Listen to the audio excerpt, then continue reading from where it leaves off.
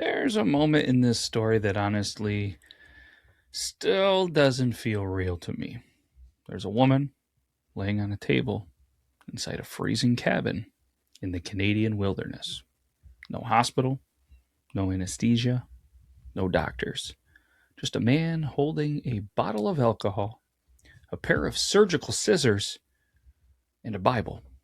And somehow, the people standing in that room still believe he was chosen by God. And that's the part that sticks with you. Not just the violence, maybe not even the surgeries. It's the fact that this happened slowly. Nobody joined this group, we'll go with group, expecting horror. They thought they were joining something peaceful. Simple living, nature, faith, community, a fresh start from modern society. But instead, they walked into one of the most disturbing cult cases Canada has ever seen. So tonight, we're going to head deep into rural Quebec, into a commune called the Ant Hill Kids. And the deeper you go into the story, the harder it becomes to understand how any of it was actually real. This is the Yore Town Podcast. And this is Beard Laws. Joining me as always, the beautiful, looking slightly confused and intrigued, Dun Queen, Megh. Hello. What's up? What are you thinking? I have no idea. Weird, right? Mm-hmm. So this is obviously something you've never heard of. Nope. It happened in Quebec, which is fairly close to us. Yep.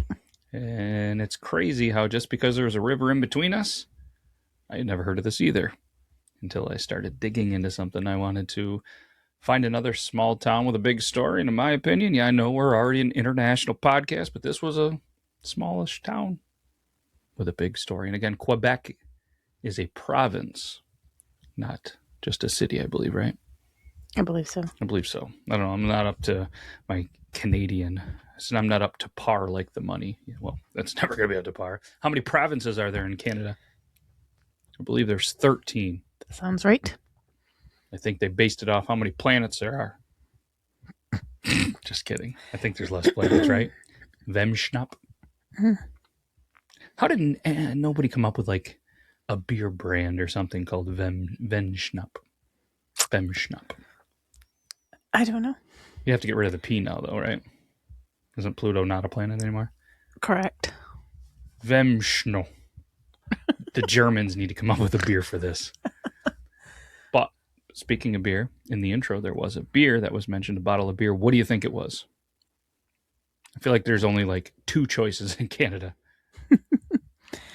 Well, my favorite Canadian is Schooner. Oh, forgot about that. There's 3 choices in Canada. A couple obvious. Molson. Labatt. Bellew. Mm-hmm. And there's obviously other Canadian beers. But at this time, there's probably not a ton of options. But anyways, that's your guess? Yeah, sure. Okay. I guess you don't really guess. But either way, I know sometimes in the last couple of weeks, people in the comments are like, oh my God, just get to the story already. How dare a husband and wife converse on a podcast where there's audio and video and like humor? How dare we have a conversation, Megh? I won't speak to you ever again. Oh my goodness. Because of the Yore Town Podcast, thanks, commenters. Now I'm getting divorced. You haven't even seen Megh's beautiful face yet. Unreal. I didn't say divorce. I just said I wasn't going to talk to you anymore. Well, I have to imagine if you don't talk to me anymore, it's going to not lead to a healthy relationship. You know what else would lead to a terrible, unhealthy relationship? If my beard looked like crap, but it doesn't because of our friends at livebearded.com. And if you think we're going to take long and have conversations, you're going to hear some ads. Go to livebearded.com, use code BEARDLAWS. There's a new scent of the month coming out, which I don't think I can say yet. But did you smell it the other day? Uh-huh. You liked it, didn't you? I did. Woody from Live Bearded said that he started using the wash and the conditioner. His wife smelled it and actually joined him in the shower. Allegedly. So, fellas, I do like it. When this scent comes out, I'm telling you, get it. Ladies, if you want your man to smell good, get the scent. It's pretty good. Check out livebearded.com. Should be out soon. They're probably going to release another flannel. I'm probably going to have to buy another flannel. It is what it is. Guess I don't have enough. But either way, check out our friends, livebearded.com, and of course, squatchjuice.com/beardlaws, right? Keeps you energized, keeps you focused, gets me through my days feeling good. I'd say it'd keep me hydrated, from all the sweaty, hot weather that we're supposed to be getting. But we've had one hot day in 2026.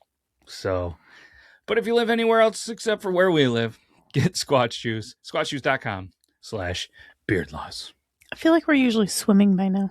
I do too. But then it was funny because I think too many people were complaining and the phones are always listening. It said, I don't know how many years ago, but apparently there was a pretty wild snowstorm in our area on Memorial Day one year. Mm-hmm. But obviously this is being released on Memorial Day. It's known to most people, no school, no work today, but it's a pretty serious, pretty sombering. Is that the right word? Holiday. Mm-hmm. So if there's somebody you know and loved and, served, and go put some flowers where they rest. It's the least you could do. I know my family has done that for some family members. So again, not to kill the mood, because we're going to get into talking about Canadian cults, which I just thought everybody in Canada was nice. I didn't even think murders happened, let alone cults. Which does remind me, we did the Oneida cult, which with the Spoon Factory was based on the cult, which we did here on the Yore Town Podcast forever ago. If you guys want to check that out, it's on the playlist. But all right, we ready to get into this? Yep. Let's do it. Ladies and gentlemen, this is Yore Town Podcast. And I know we've been talking for 6 or 7 minutes, but now is the time for the story. I know, I'm cool. I'm like the cool kids. Low key, that was funny. Anyways. They're cringing so hard. I do apologize in advance for saying these French names wrong. I'm going to say them wrong. But before he became a monster, Roch Thériault. How would you say that? T-H-E with the little tilde. R-I-A-U-L-T. Therault? Therault. R-O-C-H. Roch? Roch? Roch? Maybe? I don't know. Thériault. He looked like the kind of guy people naturally followed. He had a big beard. He had a strong voice. He was charismatic. He was confident. He was the kind of dude who could walk into a room and instantly sound like he had all the answers. You know anybody like that? Mm-hmm. Who? The guy you're looking at? Yeah. Yeah. I mean, so you're saying I walk into a room and you think you're trying to tell me I should start a cult? No. I was told yesterday at a wedding that I looked like I could run a church, so. But I want to run a church brewery. Imagine that. We're just going to church, honey. And then my boys just come and have a couple too many beverages. Moving on. And I could be the pastor. No. All my bartenders would be pastors, and they would double. They would have to be ordained ministers, just in case they wanted to do a wedding or, a baby shower. Or, not a baby shower. That's the word I'm talking about. Baptism. Yeah. They could do a baby shower, too. Why don't they have baptisms at baby? Oh, the baby showers are before. Yeah. That'd be weird. Could do a 2-for-1. Anyways, honestly, that's how a lot of these stories start, don't they? Before they were a monster, they were good. Not usually with somebody obviously evil, but with somebody who makes broken people feel safe. What did we say his name was again? Roch? He was born in Quebec and raised in a pretty deep religious environment. And from early on, people started to notice something about him. What do you think they noticed about him? Withdrawn. When he believed things, Megh, he didn't just believe them. Like, he believed them hard. Like the type of person who doesn't just casually read scripture. He studies it like he's preparing for battle. Full throttle. All in. Gas. Never mind. Anyways. Who just casually reads a scripture? People? Yeah. Do you know anybody that casually reads a scripture? You do? I think a lot of people do. Really? We grew up in different circles. Anyways, Yeah. I'm not saying it's a bad thing by any means. I just don't think anybody in my life has casually read a scripture. I don't think most people in my life could spell scripture. Different circles. Eventually, though, you know what he kind of became obsessed with? Apocalyptic ideas. The whole end of the world. Judgment. Purity. And this is what you were thinking. Isolation from modern society. And this was during a time when a lot of people were already becoming kind of disillusionized with normal life. Big cities, they felt cold. Modern culture felt fake. People wanted meaning. And ironically, I think we're circling back to that these days, aren't we? Mm-hmm. A little bit. And well, he offered exactly all of that. He told his followers society was poison. Technology was corrupting humanity. God wanted people to return to nature. Honestly, I feel like if we stop the story right there, kind of sounds wholesome, right? I mean, maybe that's what makes this so unsettling. Mm-hmm. Because in the beginning, it didn't look like a horror story. You know what it looked like? A dream. It was all a dream. I could see that. He used to read Word Up magazine. Anyways, you don't know the song? Maybe not. I'll sing it later. Okay. So imagine this, all right? You're picturing this? Yep. You leave everything behind. You leave your job. You leave your family. You leave your apartment. You leave the noise.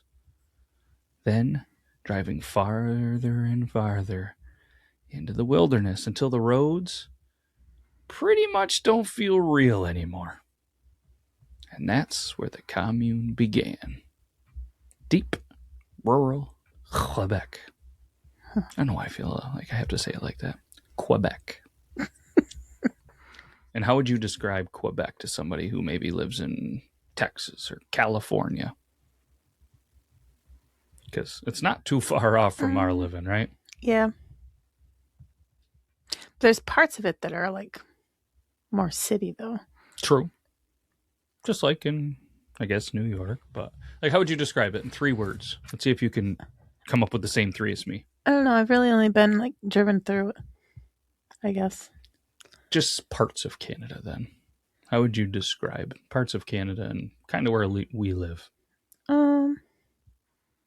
Kind of laid back, country style, kind folk. I mean, I was thinking cold. It is cold. Remote, which you're on the same page, and isolated. Mm. But again, yeah, we're on the same page. Page 12. Mm-hmm. The group, they eventually settled near. Have you ever heard of the Burnt River? I have not. Yeah, I think I remember reading something about like at one point there was like they tried to like light the river on fire, and then people like during the crossings, and they had to cross it because of like a land settlement, and people were like getting underneath it, and they burnt the land, and it was a mess. But maybe it was a different story, but I'm pretty sure.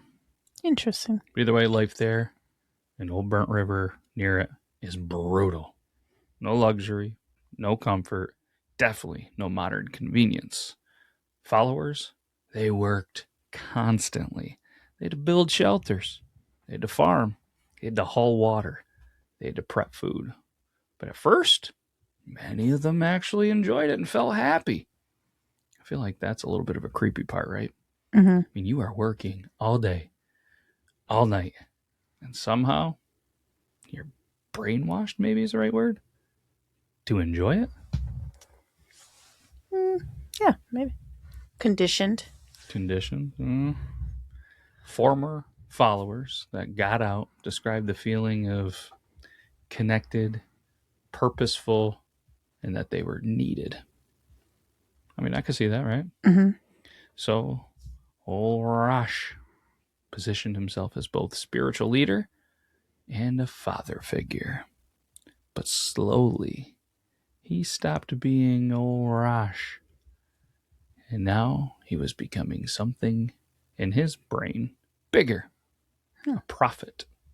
He was a chosen man. He was a messenger. And once somebody, I feel like, accepts that, the rules start changing quickly, don't they? Yeah. Mm-hmm. You know what the first thing cult leaders usually take? What? It's not the freedom. They start to take your confidence.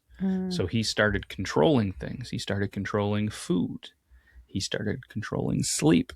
He started controlling relationships, punishments, intercourse, and work schedules.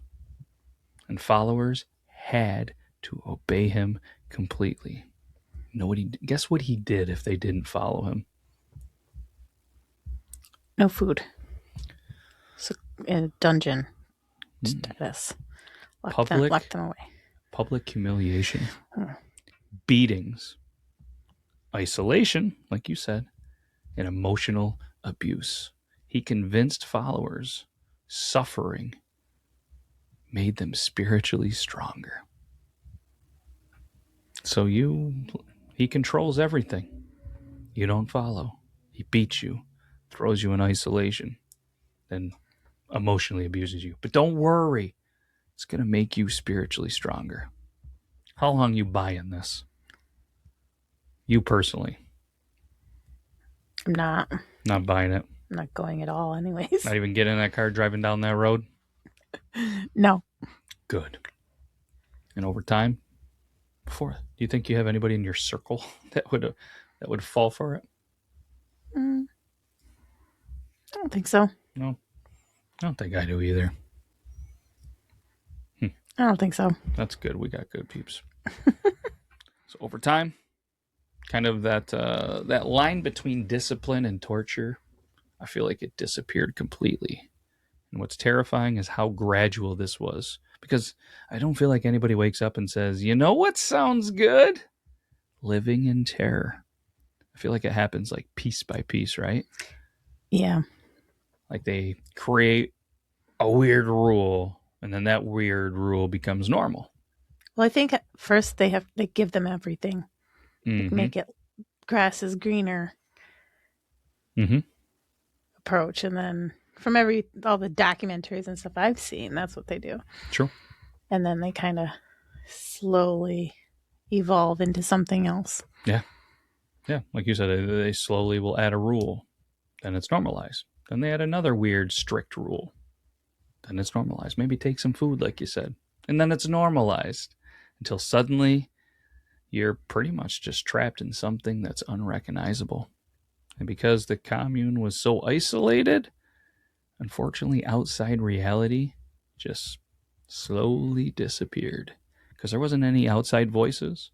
There wasn't any normal perspective. And there definitely wasn't any escape routes. It was just Roch. And it was always Roch. Really hope we're saying his name right. How else would you say it? R-O-C-H. Roch? I mean, it's Rochester. Roch. Or maybe Rock. Yeah. I don't want to get Dwayne Johnson involved in this. I don't know. Let's go with Roch, like Rochester. Maybe that's how Rochester was named, after a Canadian cult. It wasn't. Yeah, Spoiler probably alert. not. But at some point, he stopped acting like a religious teacher. And then he believed he was chosen directly by God. I feel like this happens, like, I've heard this in a couple of different cult stories. Yeah. Like, I'm the chosen one. They say power goes to your head. Mm-hmm. I mean, every once in a while, you hear, like buddies that people get promoted in jobs, and then the power goes to their head, Yep. But this, Meg, this is when the story takes a horrifying turn. You have any guesses? Because again, for anybody that is maybe new here, Meg she doesn't get any information on this. I just kind of tell the story and feed off her reactions. She's intrigued right now. Do they drink the Kool-Aid? What kind of Kool-Aid do you think it would be? Cherry. The greatest Kool-Aid ever. Although I don't want it to be cherry because I don't think I could turn down a cup of cherry Kool-Aid. I miss it. Let's go with lemon lime. Lemon lime Kool-Aid. That's the horrifying term. You think that they're drinking lemon lime Kool-Aid? God, you're a sweet person. Well, when somebody believes they speak to God directly, anything becomes justifiable. The punishments escalated. Followers started to be beaten for just little small mistakes. Women were abused and children lived in fear. But then came, well, the thing this case became infamous for. The surgeries. Oof. Yeah, these were real. It was a lot more than lemon lime Kool-Aid, Meg. What a shame. Well, I mean, neither is good, I guess. I mean, lemon lime Kool-Aid is pretty good. But not when I'm talking like in the cult sense of drinking the Kool-Aid. Mm-hmm. They should just call it eventual. Minus the P. Yeah. But these were real surgeries. I mean, they were documented, they were verified, and they were extremely horrifying because he had zero medical training. I mean, none. But somehow he became convinced that he could heal people through surgery. He would just do it inside cabins, on tables. He was using farm tools and basic instruments with no anesthesia.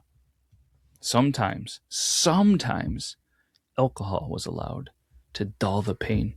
But most of the time, it wasn't. And the truly disturbing part, if that's not disturbing enough, some followers still trusted him enough to let him do it. Yikes. Yeah.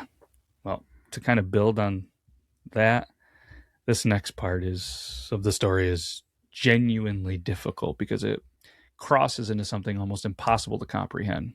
Because one follower suffered severe stomach pain. So instead of, going to seek medical help and leave the commune, he attempted the surgery himself. Another follower had part of a finger amputated. There were forced extractions, injuries, improvised medical procedures. I mean, at one point, he reportedly removed part of a woman's intestine during an operation just inside a cabin with no proper medical equipment. Never going to believe this. But the woman passed away. And somehow, after all of these deaths started happening, people chose to stay. And I feel like us, from the outside and many others, I feel like they truly struggle with the how. Like, how could they stay? But the old cult psychology, brainwashed. It's pretty powerful, right? Mm-hmm. Especially if you're in the middle of nowhere in isolation. Especially after you've been manipulated for years. That whole, if you were meant to be saved, you would have. Yeah. I mean, especially too, when your entire world becomes one man's voice. But eventually, the commune became a place where fear was just a part of daily life. I mean, could you imagine waking up wondering, what version of old Roach are we getting today? Are we going to get the peaceful preacher? Are we going to get the unpredictable tyrant? Are we going to get the guy that's going to cut my stomach open because I haven't eaten 3 days and I'm going through some stuff? But followers, they described him kind of swinging wildly between affection, rage, paranoia, religious mania. Some people believed leaving would mean death. Others, they believed that the world had become so evil that they were actually better off staying there. Remember, most of these people had cut ties with family long, long ago. The only world they had was the commune, which is why these stories are pretty terrifying, right?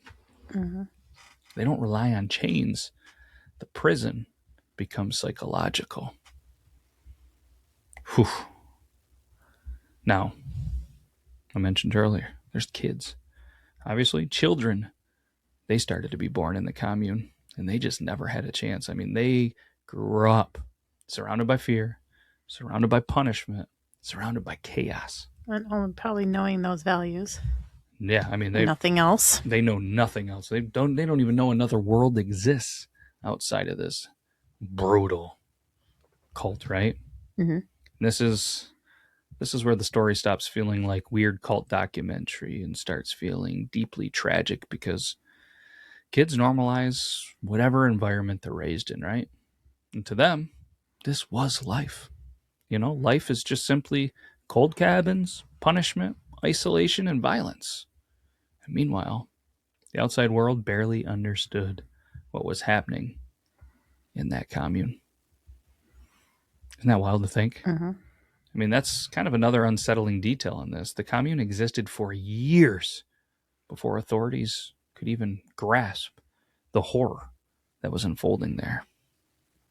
How do you think the commune kind of broke up? Any guesses? I feel like somebody escaped and it got turned in and investigated. Okay, let's see if you're true. Because eventually, people started to break. And some followers, they escaped.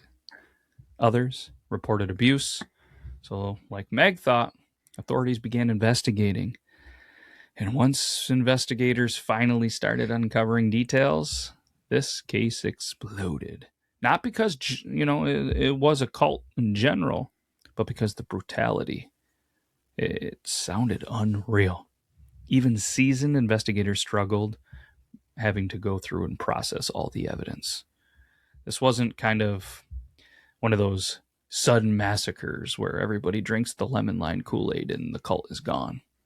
This was years of escalating control and violence hidden deep within the woods, in the wilderness.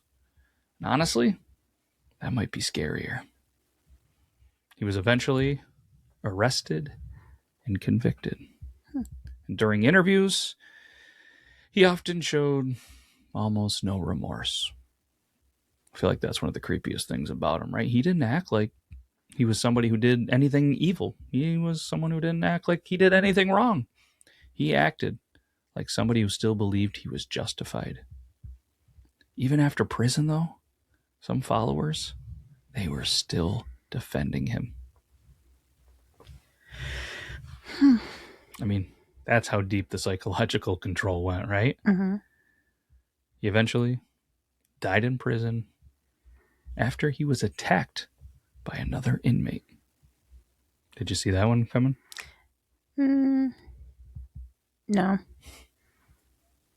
Unless he tried starting a cult in prison and they were like, Yeah,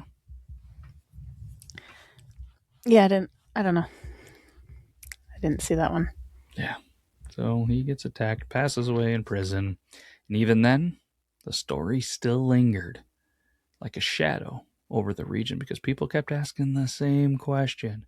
How could this happen? Man, what do you think, Megh? What do you think of the whole thing before we wrap this up? Cults are scary. Beyond scary. I mean, but it's crazy. It almost seems like the same old song and dance. You get a person trustworthy, power goes to their head, and then a lot of innocent people pay the price. Mm-hmm. It's crazy. It's almost like something breaks inside, and even the person who starts believing their own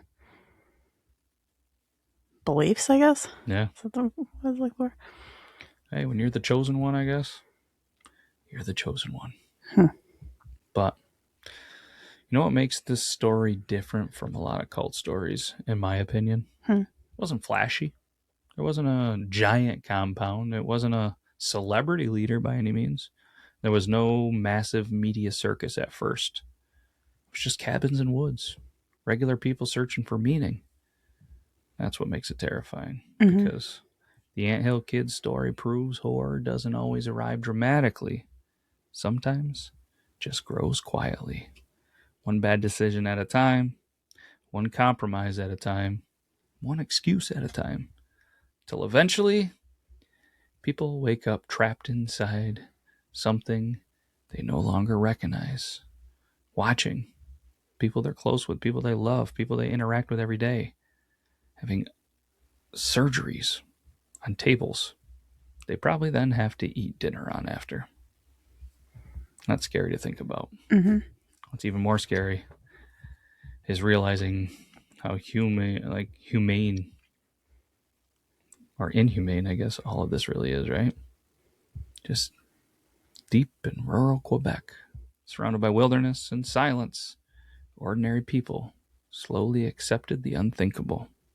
And that's a story that stays with you long after this episode ends. Did they say how it got its name? The Anthill Farm? Or Anthill Cult? Yeah. I'm assuming. What's your assumption? It's because it's like follow the leader, maybe. Oh, that's a good one. How did Anthill Cult get its name? The Anthill Cult, formerly known as the Anthill Kids, was named. He named it. Oh. Because he compared his followers to bustling ants. Hmm. While he relaxed, he made his commune members perform all the grueling manual labors to build and maintain their isolated forest towns. Gotcha. So, because he constantly had them to do his bidding, he dubbed them the Anthill Kids. Huh. Okay, then. I like it. Great question. Sorry, I should have probably addressed that earlier in the episode. But if you're still here, we've answered all your questions on this, I think. And this was the Yore Town Podcast. Anything else, Meg? Nope. All right. Well, let's get out of here. We'll do it again next week. Mm-hmm. All right. We'll be back. That's all we got. Take care, everybody. Bye-bye. Bye.